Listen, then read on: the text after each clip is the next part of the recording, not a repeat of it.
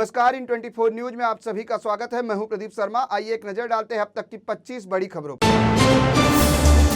पर। मुंबई की local train के यात्रियों के लिए आई जरूरी खबर। दरअसल मध्य रेलवे लाइन पर शनिवार और रविवार की रात लिया जाएगा स्पेशल ब्लॉक। करनाक बंदर ब्रिज पर गार्डर लॉन्च करने की तैयारी के लिए लिया जा रहा है ब्लॉक। कई लोकल सेवाएं रहेंगी प्रभावित। आर्थिक राजधानी मुंबई के घाटकोपर स्थित रमाबाई अंबेडकर नगर के झोपड़ा धारकों और रहने वाले परिवारों के लिए आई बड़ी खुशखबरी। झोपड़पट्टी पुनर्वसन प्राधिकरण यानी यसारे के सर्वे के यहां पर 14,224 परिवार घोषित किए गए पात्र। इन परिवारों को अब रीडेवलपमेंट प्रोजेक्ट के तहत घर मिलना हो गया है आसान। घाटकोपर होर्डिंग मामले में एसआईटी जांच का सामना कर रहे निलंबित आईपीएस अधिकारी कैसर खालिद ने जीआरपी के मौजूदा कमिश्नर रविंद्र सिसवे को ठहराया हादसे का जिम्मेदार। कहा, रविंद्र सिसवे ने न तो अवैध होर्डिंग के बड़े आकार से जुड़ी शिकायतों पर की कोई कार्रवाई और न ही इसके टिकने की परखी थी क्षमता। महाराष्ट्र के जालना जिले के बदनामपुर तहसील में हुआ दर्दनाक हादसा। अनियंत्रित होकर कुएं में गिरी पंढरपुर से श्रद्धालुओं से भरी कार। हादसे में 7 यात्रियों की मौत, 3 लोगों को किया गया है रेस्क्यू।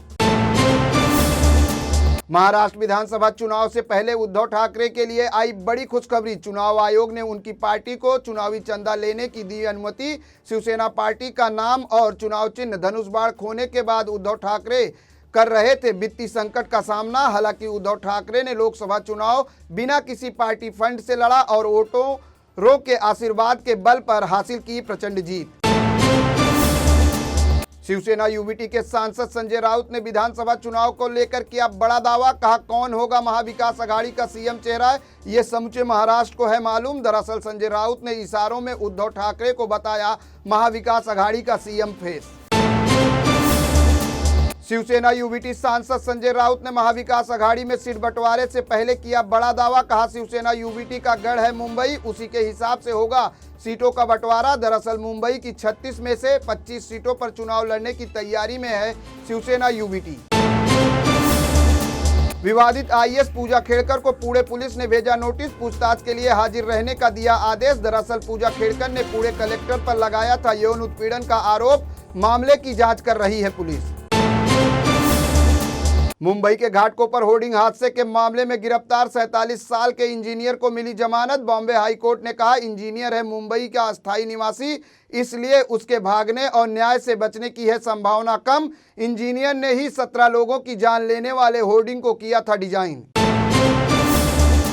आर्थिक राजधानी मुंबई में जारी है मूसलाधार बारिश का सिलसिला। कई इलाकों में जल जमाव की स्थिति, लोकल सेवाएं भी हुई प्रभावित। रत्नागिरी, रायगढ़ और सतारा समेत 6 जिलों में मूसलाधार बारिश। मौसम विभाग ने जारी किया रेड अलर्ट। उत्तर प्रदेश के उन्नाव में लखनऊ आगरा एक्सप्रेसवे पर हुआ भीषण सड़क हादसा। तेज रफ्तार स्कॉर्पियो के पीछे से ट्रक को मारी टक्कर। हादसे में 5 लोगों की हुई दर्दनाक मौत। टक्कर इतनी जोरदार थी कि चकनाचूर हो गई कार। मृतकों के शव को पोस्टमार्टम के लिए भेज जांच में जुटी है पुलिस। पटना एम्स के बाद अब झारखंड की राजधानी रांची के रिम्स तक जुड़े हैं नीट पेपर लीक के तार। सीबीआई की हिरासत में आई Rajendra institute of medical science की एक छात्रा। दरअसल सॉल्वर गैंग से छात्रा के तार जुड़े होने का जताया जा रहा है शक। उत्तर प्रदेश में कावड़ रूट पर दुकानदारों को अपना नाम और पहचान बताने वाले प्रशासन के आदेश पर मचा घमासान। फैसले को हिटलरशाही बता रहा है विपक्ष। हालांकि यूपी के सीएम ने कर दिया है साफ, विपक्ष के दावों में झुकने वाले नहीं। सरकार के दिशा निर्देशों के मुताबिक पूरे राज्य में कावड़ रूट पर दुकानदारों को लगाना होगा नेम प्लेट। असम में मुस्लिम विवाह रजिस्ट्रेशन एक्ट के लेकर सरकार ने लिया बड़ा फैसला। मौजूदा मुस्लिम मैरिज एक्ट को किया गया रद्द। अब नया कानून लाने की तैयारी में सरकार। बाल विवाह पर लगेगी पूरी पाबंदी। विकासशील इंसान पार्टी के मुकेश साहनी के पिता की हत्या के बाद जागी बिहार की नीतीश सरकार। कानून व्यवस्था को लेकर की बड़ी बैठक। चीफ सेक्रेटरी समेत तमाम मंत्री भी रहे मौजूद। बढ़ती आपराधिक वारदातों के बाद विपक्ष निशाने पर आई सरकार। उत्तर प्रदेश के मुख्यमंत्री योगी आदित्यनाथ को बम से उड़ाने की धमकी देने वाले युवक को किया गया गिरफ्तार। प्रसिद्धि हासिल करने के लिए एलएलबी के छात्र ने सोशल मीडिया पर दी थी धमकी। पोस्ट कर 5 दिन में बम से उड़ाने की दी थी धमकी। संसद के बजट सत्र के लिए मोदी सरकार का प्लान तैयार, 6 नए बिल लाने की तैयारी में है सरकार। आपदा प्रबंधन के क्षेत्र में बड़े सुधार करने पर है फोकस। 23 जुलाई को पेश किया जाएगा केंद्र सरकार का आम बजट। उत्तर प्रदेश के गोड्डा में हुए रेल हादसे में अब तक 4 यात्रियों की हो चुकी है मौत। गुरुवार की दोपहर पटरी से उतर गए थे डिब्रूगढ़ एक्सप्रेस के 10 डिब्बे। मृतकों के परिजनों को 10 लाख रुपए का मुआवजा देगी रेलवे। हादसे के कारण आधा दर्जन से अधिक ट्रेनें हुई रद्द, कई गाड़ियों का बदला गया रूट।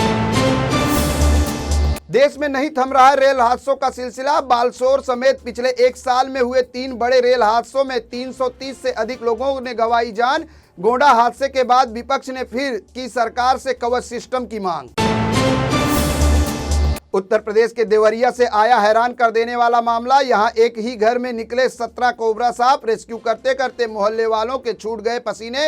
एक साथ दर्जन भर सांपों के निकालने से मचा हड़कंप। रेस्क्यू के बाद उग्रसेन नदी में छोड़े गए सभी सांप। कर्नाटक की राजधानी बेंगलुरु में स्थित जीटी मॉल के खिलाफ सरकार की बड़ी कार्रवाई। दरअसल धोती पहने बुजुर्ग को नहीं दी गई थी मॉल में एंट्री। घटना का वीडियो वायरल होने के बाद सरकार ने मॉल पर लगाया ताला। कार्रवाई के बाद 7 दिन के लिए बंद रहेगा जीटी मॉल। बांग्लादेश में नौकरी में आरक्षण को खत्म करने की मांग को लेकर नहीं थम रहा है हिंसक आंदोलन। अब तक 39 लोगों की हो चुकी है मौत। 2500 से ज्यादा लोग हो चुके हैं घायल। हाथों में लाठी डंडे और पत्थर लेकर रास्ते पर उतर गए हैं छात्र। वाहनों को कर रहे हैं आग के हवाले। सुरक्षा के लिए सेना को किया गया है तैनात। ब्रिटेन के लीड्स शहर में बीती रात हुआ दंगा। बड़ी संख्या में इकट्ठा हुए लोगों ने जमकर मचाया उत्पात। बस में लगाई आग और पुलिस के वाहनों पर किया हमला। दरअसल एक चाइल्ड केयर सेंटर को लेकर भड़क उठे थे लोग। श्रीलंका दौरे के लिए भारतीय क्रिकेट टीम का हुआ ऐलान। सूर्य कुमार यादव को बनाया गया T20 वर्ल्ड का नया कप्तान। वनडे में रोहित और कोहली की हुई वापसी।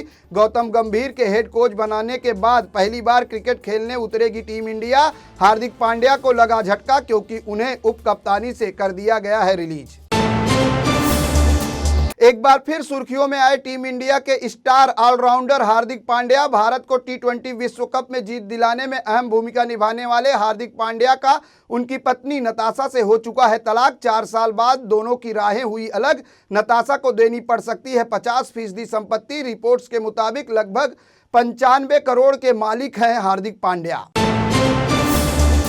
मेरे साथ बस इतना ही। अन्य ताजा तरीन खबरों के लिए देखते रहें In24 न्यूज। In24 न्यूज को सोशल मीडिया के प्लेटफॉर्म यूट्यूब, इंस्टाग्राम, फेसबुक पर लाइक करना, शेयर करना बिल्कुल न भूलें।